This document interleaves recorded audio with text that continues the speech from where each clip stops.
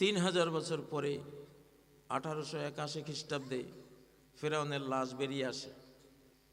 মৃত্যুর 3000 বছর পরে এই লাশটা কোথায় ছিল কেউ জানতো না, আল্লাহ জানতেন। একটা সমাধির ভিতর থেকে দুই কৃষক ভাই ওদের জমিন খুঁড়তে খুঁড়তে একটা ওয়াল পেল, ভেঙ্গে দেখে যে অনেক স্বর্ণ মণিমুক্তা এর ভিতরে। তারা ওটা নিয়ে নিয়ে 10 বছর খেলো। পরে বড় এক টুকরো স্বর্ণ নিয়ে দুই ভাইয়ের দ্বন্দ্ব হলো।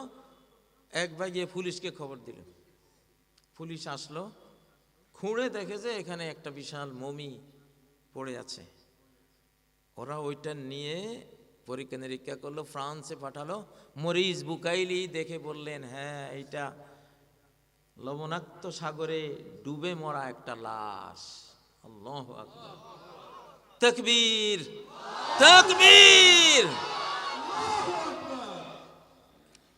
তো আবার নূহ আলাইহিস সালামের জাহাজ 7000 বছর ছিল না, কেউ জানতো না কোথায়। 1945 সালে রাশিয়ান পাইলটরা দ্বিতীয় বিশ্বযুদ্ধের সময় তুরস্কের এরারট পাহাড়ের উপর দিয়ে চক্কর দিতে দেখে যে কি জানি একটা দেখা যায়, বিশাল একটা কাঠামো, বিশাল জাহাজের মতো। পরে ওই পাইলট পারমিশন নিয়ে ওই পাহাড়ে গিয়ে পরিদর্শন করতে গিয়ে দেখে যে এটা আসলেই একটা বিশাল পুরনো জাহাজের কাঠামো। সুবহানাল্লাহ।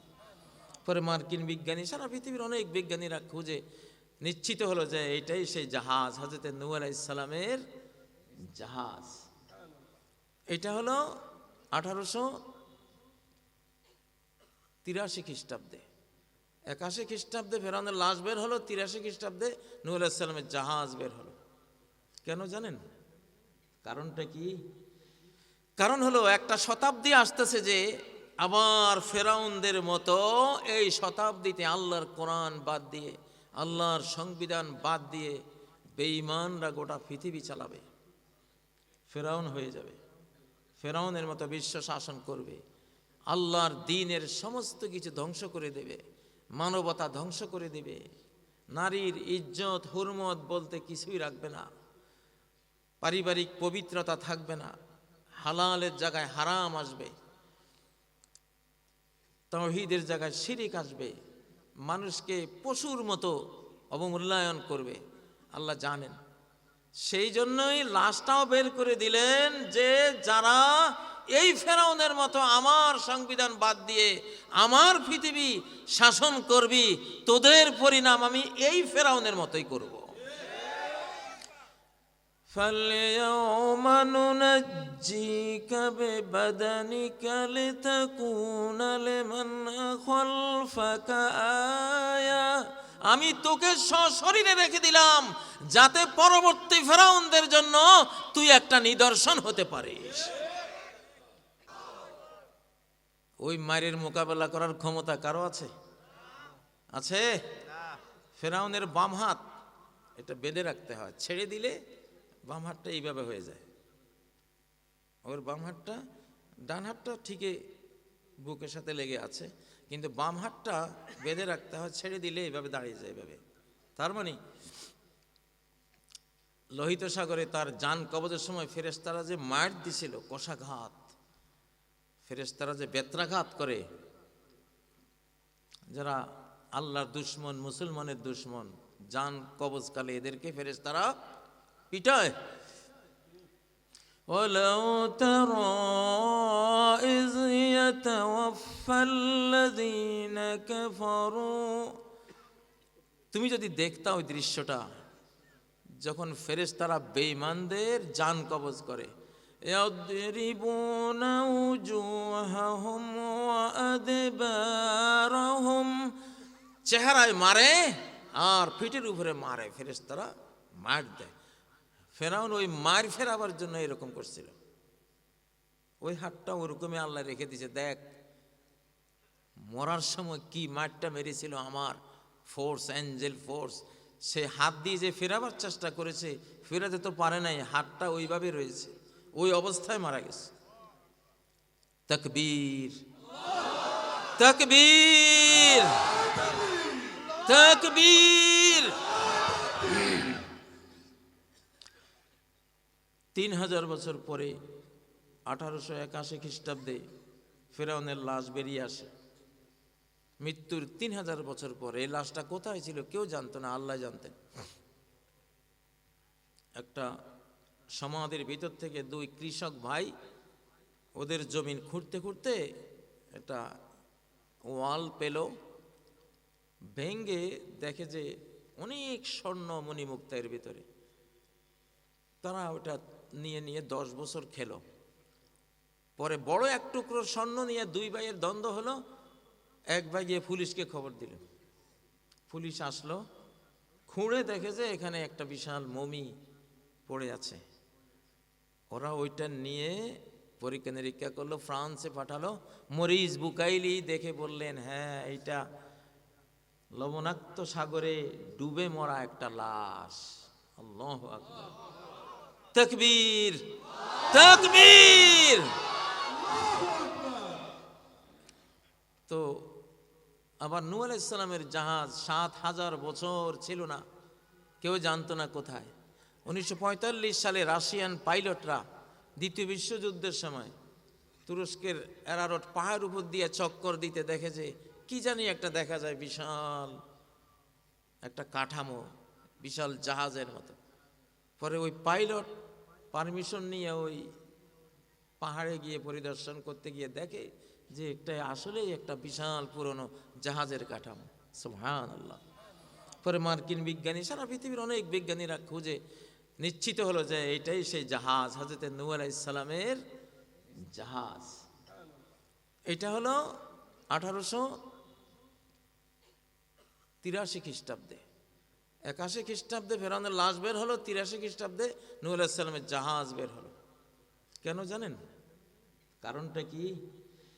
কারণ হলো একটা শতাব্দী আসতেছে যে আবার ফেরাউনদের মতো এই শতাব্দীতে আল্লাহর কোরআন বাদ দিয়ে, আল্লাহর সংবিধান বাদ দিয়ে বেঈমানরা গোটা পৃথিবী চালাবে। ফেরাউন হয়ে যাবে, ফেরাউনের মতো বিশ্ব শাসন করবে, আল্লাহর দ্বীনের সমস্ত কিছু ধ্বংস করে দেবে, মানবতা ধ্বংস করে দেবে, নারীর ইজ্জত হুরমত বলতে কিছুই রাখবে না, পারিবারিক পবিত্রতা থাকবে না, হালালের জায়গায় হারাম আসবে, তাওহীদের জায়গায় শিরিক আসবে, মানুষকে পশুর মতো অবমূল্যায়ন করবে। আল্লাহ জানেন, সেই জন্যই লাশটাও বের করে দিলেন যে যারা এই ফেরাউনের মতো আমার সংবিধান বাদ দিয়ে আমার পৃথিবী শাসন করবি, তোদের পরিণাম আমি এই ফেরাউনের মতোই করব। فَالْيَوْمَ نُنَجِّيكَ بِبَدَنِكَ لِتَكُونَ لِمَنْ خَلْفَكَ آيَةً। আমি তোকে সশরীরে রেখে দিলাম যাতে পরবর্তী ফেরাউনদের জন্য তুই একটা নিদর্শন হতে পারিস। 1975-এ সংসদের স্পিকার আব্দুল মালিক উকিলকে প্রশ্ন করা হয়েছিল তৎকালীন প্রেসিডেন্ট যিনি নিহত হলেন তার সম্বন্ধে। আব্দুল মালিক উকিল বলেছিলেন ফেরাউন মারা গেছে। ঠিক না কি? যারা কোরআন বাদ দেয় তারা কি? কোরআন যারা বাদ দেয় তারা কি? ফেরাউন। তো বাংলাদেশে আইয়ুব থেকে শুরু করে ফ্যাসিবাদী পর্যন্ত কেউ শান্তি পেয়েছিল? কোনো রাজা, কোনো প্রেসিডেন্ট, কোনো প্রধানমন্ত্রীর সুন্দর মৃত্যু হয়েছিল? হয় নাই। বাংলাদেশের হিসাব ধরেন, শেখ মুজিব কিভাবে গেল সবাই জানেন, তারপরেরটাও জানেন, তারপরেরটাও জানেন। প্রেসিডেন্ট এরশাদ ধুকে ধুকে জেলখানায় মরেছে, খুন না হলেও কয়েকটা খুনের সমান কষ্ট ভোগ করে দুনিয়া থেকে গেছে। ঠিক নয় কি? তারপরে যিনি আসছেন তার কথা তো জানি, কিছুদিন আগে জেল থেকে বের হলেন। আর এরপরে যিনি ছিলেন তার কথা তো আমরা এখনো বলতেই আছি। ভালো পরিণতি কারো হয়েছে? হয়েছে? এখন যারা আছেন তাদেরও ভালো পরিণতি হবে না যদি কোরআনকে তারা হাতে না তোলে। রেজাল্ট দিয়ে দিলাম ভাই। তবে এবার শুধু এখনকার না, ওরা ডুববে না, আপনাদেরকে সহ নিয়ে ডুববে যদি কোরআনকে গ্রহণ করা না হয়। বনি ইসরাইল গোবাছুর পূজা করেছিল, আল্লাহ বললেন এখান থেকে তওবা হবে যদি একে অপরকে খুন করো। খুন করতে পারো তাহলে তওবা কবুল করব। খুন করতে করতে 70,000 যখন খুন হলো, আল্লাহ বলেন স্টপ, এখন তোমাদের গুনাহ মাফ করব। গোবাছুর পূজা করেছে, আমরা তো গোবাছুর পূজা করি। আমরা একটা গোবাছুর পূজা করি, 72-এর সংবিধান। আমাদের গোবাছুর কি 72ইয়া সংবিধান, ঠিক না বে ঠিক? আফারাআইতা মান ইত্তাখাযা ইলাহাহু হাওয়া, তাকে কি দেখেছ যে তার মাবুদ বানিয়ে নিয়েছে তার মন গড়া তন্ত্র মন্ত্রকে। আল্লাহু আকবার, সূরা ফুরকানের আয়াত। আফারাআইতা মান ইত্তাখাযা ইলাহাহু হাওয়া, হাওয়া একটা হলো আল্লাহর বিধান, এটার নাম সংবিধান। আল্লাহর বিধান ছাড়া যত তন্ত্র মন্ত্র আছে সবগুলি কোরআনের ভাষায় হাওয়া।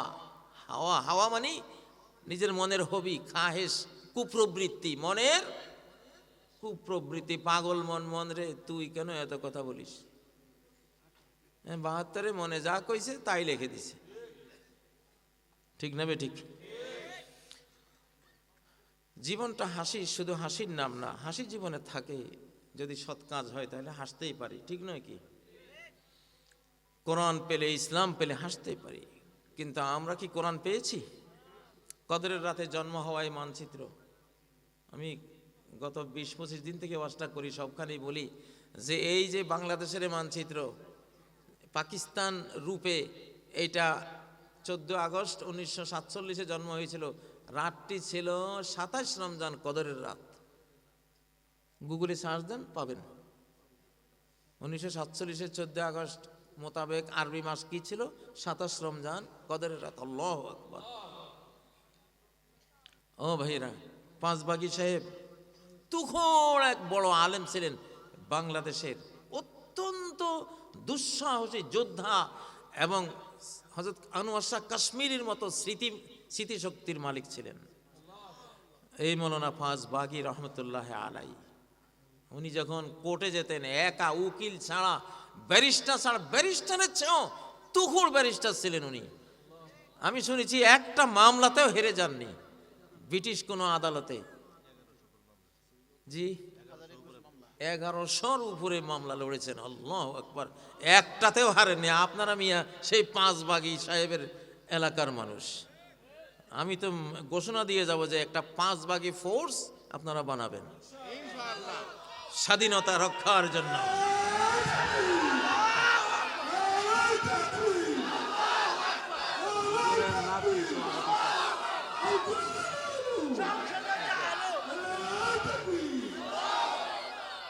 এইরকম আলেমদের নাম উজ্জীবিত করে রাখা উচিত। ফিলিস্তিনে আল কাসাম ব্রিগেড যে পরাশক্তির ইটের সাথে ইট লেগে ভেঙ্গে গুঁড়িয়ে দিয়েছে, আল কাসামও তো একজন আলেম, ওনার নামে সেখানে মুক্তিযোদ্ধা হয়েছে। আল্লাহু আকবার।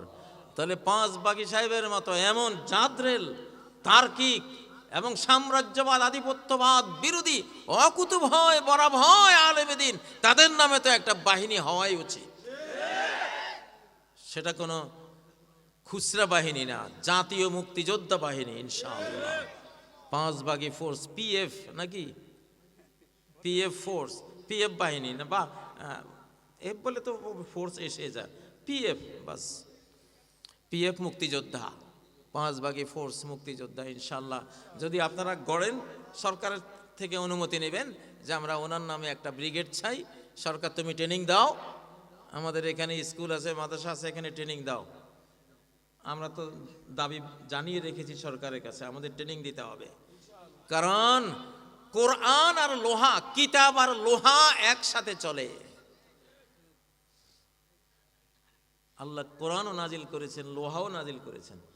ওয়া আনজালনাল হাদীদ আমি কোরআনের পাশাপাশি আসমানি গ্রন্থের পাশাপাশি লোহাও নাজিল করেছি। কারণ হেদায়েতের জন্য একখান কিতাব লাগে, আর হেদায়েত যে মানবে না তাকে দমন করার জন্য এক টুকরা লোহাও লাগে।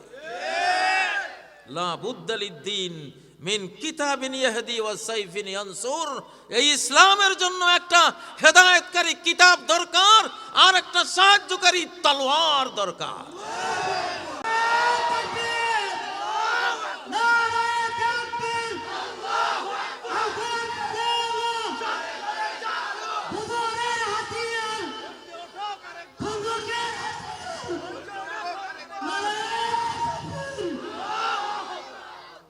এই যুগের তলোয়ার হলো AK-47, M16, M4, আরো যত অ্যাসল্ট রাইফেল, এগুলি হলো এই যুগের তলোয়ার, ঠিক না? মসজিদে খুতবা দিতে যাব, AK-47 রাইফেল কাঁধে থাকবে, কোরআন হাতে থাকবে। কোরআন মানবি সালাম, মানবি না রাইফেল আছে কাঁধে, ঠিক নয় কি? হ্যাঁ, রাইফেল তোমরা নিলে দোষ হয় না, কোরআনওয়ালা নিলে দোষ হবে কেন? মুহাম্মদ সাল্লাল্লাহু আলাইহি সাল্লাম রাহমাতুল্লিল আলামিন ছিলেন কিনা? তার ঘরে কোরআন আর লোহা ছিল কিনা? হেলমেট ছিল কিনা? লোহার বর্ম ছিল কিনা? তার তীর ছিল কিনা? বললাম হ্যাঁ, কিতাবও লাগে, লোহাও লাগে। কারণ পৃথিবীতে ইবলিস আছে, সবাই ফেরেশতা না। এখন ডেভিল হান্ট চলছে। ডেভিল হান্ট ওনারা কি দিয়ে হান্ট করতেছে? লোহা আছে, লোহা নিয়ে যায়, ঠিক না? এখন মুশকিলটা হলো কি, সরকারের কাছে লোহা আছে, কিতাব নাই, আর আলেম সমাজের কাছে কিতাব আছে, লোহা নেই। এখন সরকার মরতেছে কিতাবের অভাবে, আলেম মরতে আছে লোহার অভাবে। এখন সরকার আর আলেম মিতালি। সরকার আর আলেম কি মিতালি? ভাই আমি কিতাব দিব, তুমি লোহা দিবা। আমি যেখানে বলবো মারো, তুমি মারবা। যেখানে বলবো ফায়ার, তুমি ফায়ার করবা। তাকবীর! সামনে তো এই যুদ্ধ তো আসতেছে ইনশাআল্লাহ। আলেমরা যখন মুভ বলবে, ফায়ার বলবে, লোহাওয়ালারা ফায়ার শুরু করবে। আর যদি তোমাদের ভয় লাগে আমাদেরকে দিয়ে দিও ইনশাআল্লাহ। আমাদের একটা মিসাইল আছে, হাসবুনাল্লাহ মিসাইল। আল্লাহু আকবার! বিশ্বের কোন মিসাইল এটার সামনে কিচ্ছু না, খড়কুটা। ওয়াকালু হাসবুনাল্লাহু ওয়া নি'মাল ওয়াকিল। আল্লাহু আকবার! কি এক শক্তি ভাই এটার মধ্যে। ইব্রাহিম আলাইহিস সালাম জিবরাইল এসে জিজ্ঞাসা করেন, আপনার সাহায্য লাগবনি? আম্মা ইলাইকা ফালা, ভাই তোমার কাছে আমার সাহায্যের কোনো দরকার নাই। যারে আমি বন্ধু বানিয়েছি, আমার ফ্রেন্ড, হাসবুনাল্লাহ, আমার তো সেই আল্লাহ সম্পূর্ণ সাফিসিয়েন্ট, সম্পূর্ণরূপে যথেষ্ট। হাসবুনাল্লাহ, আল্লাহু আকবার! আরে ভাই, পৃথিবীতে সবচেয়ে বড় শক্তিশালী অস্ত্র হইল কথা। কথা দিয়েই মহাবিশ্ব সৃষ্টি। কুন ফায়াকুন। আল্লাহ তাআলা আতাই কালামুন ওয়া মানি কালামুন, তিনি বলেন আমার দান একটা কথা, আমার বঞ্চনাও একটা কথা। একটা কথা দিয়ে সৃষ্টি করে দেই, মহাবিশ্ব অস্তিত্ব নিয়ে আসি। একটা কথা দিয়ে ফানা করে দেই। আমার কিছু লাগে না। তুমি একটা বিল্ডিং বানাতে রড লাগবে, বালি লাগবে, ইট লাগবে, সিমেন্ট লাগবে, যুগালি মিস্ত্রি লাগবে। আল্লাহ বলেন আমার কি লাগবে? কুন ফায়াকুন, হও, সাথে সাথে হয়ে যাবে। তাকবীর!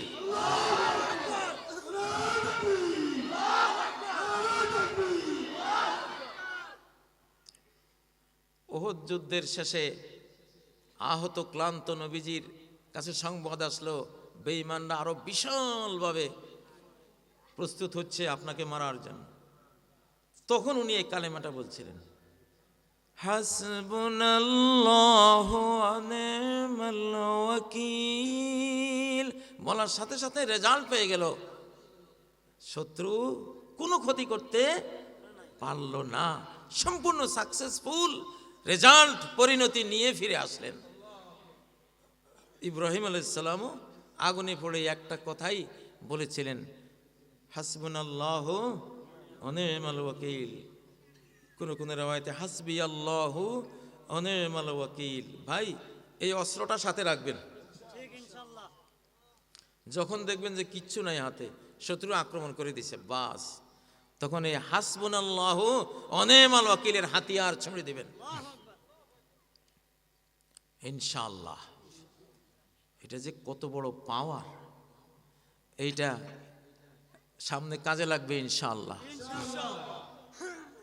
তো আপনাদের এই এলাকাটা আমার খুব ভালো লাগে, যে এখানে পাশে 11 সিন্দুরে মান সিংহ আর ঈসা খান লড়াই হয়েছিল, এখানে যুদ্ধের মাঠ আছে। আপনারাই তো, আপনাদের পূর্বপুরুষরাই যুদ্ধে গিয়েছিল গফরগাঁয়ে, ঠিক না? হ্যাঁ, তো গফরগাঁয়ের মানুষ, ঢাকার মানুষ ভাই, আমরা বিষাক্ত আবহাওয়া খাইতে খাইতে যুদ্ধ কি করব, যুদ্ধের আগে আধা মরা হয়ে আছে। এখন রাজধানী ওখান থেকে সরানো দরকার, রাজধানীর মানুষদের শক্তি সামর্থ্যের জন্য। কিন্তু আপনাদের এখানে আসে আমি দেখলাম অনেক শীত, ঢাকা কিন্তু শীত নাম নিশানাও নাই, কারণ দূষিত আবহাওয়ার মধ্যে শীতও ঢুকে না। শীত বলে এইটা একটা পরিবেশ হলো, এখানে আমার পোষাইতো না। শীত তো একটা নেয়ামত, তাই না? শীত গ্রীষ্ম আল্লাহর নেয়ামত। এখানে এসে দেখলাম মাশাআল্লাহ খুব ভালো শীত।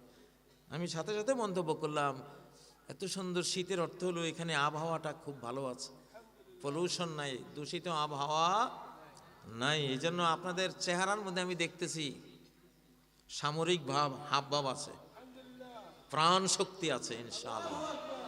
এই জন্য এমনি তো দেই না 5 ভাগ, আমি তো দেখতাম মরা ধরা মানুষ, আমি জীবনেও 5 ভাগই ফোর্সের কথা বলতাম না। আপনাদের মধ্যে আছে ইনশাআল্লাহ। ডাক একটা দেব ইনশাআল্লাহ, জানি তো একটা তো আসবে, যুদ্ধ ওরা চাপাবে, তখন একটা ডাক দিলে রেডি একেবারে ইনশাআল্লাহ।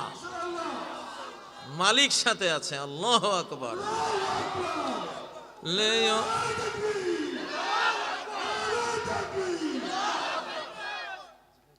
আমার কাজ হলো আগুন লাগানো মনোজগতে। আমি ভিতরে যে আগুনটা পোষণ করি, গ্রেপ্তারির রাত্রে যে আগুন অগ্নি উদ্গীরণ করেছিলাম, ওদেরকে বলেছিলাম তোরা শেষ ইনশাল্লাহ, আমি সই দিলাম তো, এরপরে যাবি। তো এরপর 2-2.5 বছরের মাথায় তো গেল নাকি, এটা ছুঁয়ে দিলে আর বাঁচে না, এটা ছুঁয়ে দিলে আর বাঁচে না। আলেমদের গোস্ত খুব বিষাক্ত, ছুঁয়ে দিলে যারে ছুঁইবেও শেষ। আলেমের গোস্ত বিষাক্ত, আল্লাহ এটা বিষাক্ত করে রাখছে নমরুদদের জন্য, ফেরাউনদের জন্য, কিন্তু আলেমদের ছাত্রদের জন্য এটা হলো রহমত, এটা হলো জমজমের পানি, এটা হলো শেফা। আল্লাহু আকবার। লুহুমুল উলামা মাসমুমা। আল্লাহ তাআলা কাফের বেঈমান মুনাফিকদের জন্য আলেমদের গোস্তকে বিষাক্ত করে রেখেছেন। যারাই আলেম নির্যাতন করবে ওদেরকে আল্লাহ নিপাত করবেনই। সাহাবায়ে কেরাম কোনো যুদ্ধে যদি জয় না পেতেন, জয় হয় না, তখন ওরা মনে মনে আকাঙ্ক্ষা করত, যদি কেউ খালি আল্লাহ রাসূলের একটা গালি দিত, এরা সাথে সাথে আমাদের বিজয়ের ফয়সালা আসে যেত। যখনই শুনতে হ্যাঁ একজনে গালি দিছে, হইছে কাম, লাগ আজকা ইনশাআল্লাহ আজকে জয় পাবি, কারণ রাসূলকে গালি দিছে, তার বন্ধু আর আজকে বসে থাকবে না।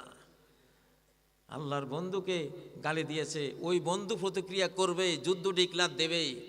তো নবীদের পরে তো নবীরা নাই, কিন্তু নবীদের রেখে যাওয়া বাগান আছে কিনা, নবীদের রেখে যাওয়া ফুল বাগান, ওলামা বাগান আছে কিনা।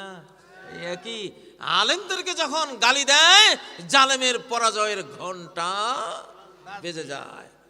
এই বাংলাদেশের বর্তমান সরকার, আগামী সরকার, আরো যারা দল যারা আছে, খবরদার, একেবারে 10 নম্বর মহাবিপদ সিগন্যাল ঘোষণা করে দিলাম, কোন আলেম নিয়া কোন ষড়যন্ত্র করবা না।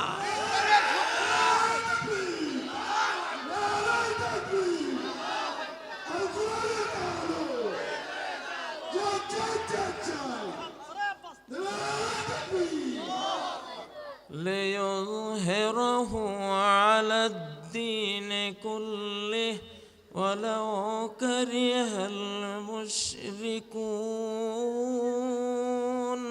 আল্লাহু আকবার।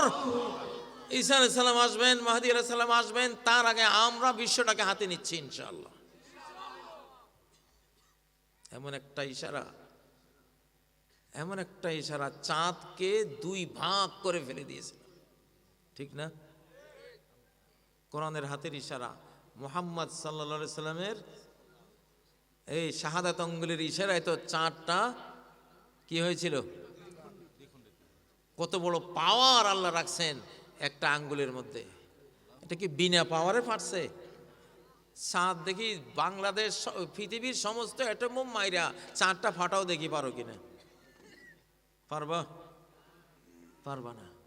কিন্তু এক আঙ্গুলের ইশারায় চাঁদটা, আপনারা হয়তো ভাববেন যে এটা আল্লাহর হুকুম হয়েছে, ভাই এখানে শক্তির কি আছে? না, আল্লাহর সিস্টেমে উনি চলেন, উনি পাওয়ার দিয়েই এটা করেছেন। এই হাতের পাওয়ার শক্তি দিয়েই ওই কাজটা করেছেন। মুসা আলাইহিস সালামের লাঠির পাওয়ার দিয়েই 12টা বিশ্ব রোড লোহিত সাগরের বুকে এঁকে দিয়েছে। এটা পাওয়ার। এটা কি? হাসবি আল্লাহু ওয়া নি'মাল ওয়াকিলের পাওয়ার দিয়েই আগুনকে, ইব্রাহিমের সেই আগুনকে গোলে গুলজার বানিয়ে দিয়েছিল। বেঈমানে আর ইমানদারে লাগলে ফয়সালা অস্ত্র দেওয়া হয় না, ইমান দেওয়া হয়। যার ইমান আছে সে বিজয়ী, যার ইমান নাই সে পরাজিত। ইমানকে জাগাতে রাজি আছেন? ইনশাআল্লাহ। কারা কারা রাজি আছেন?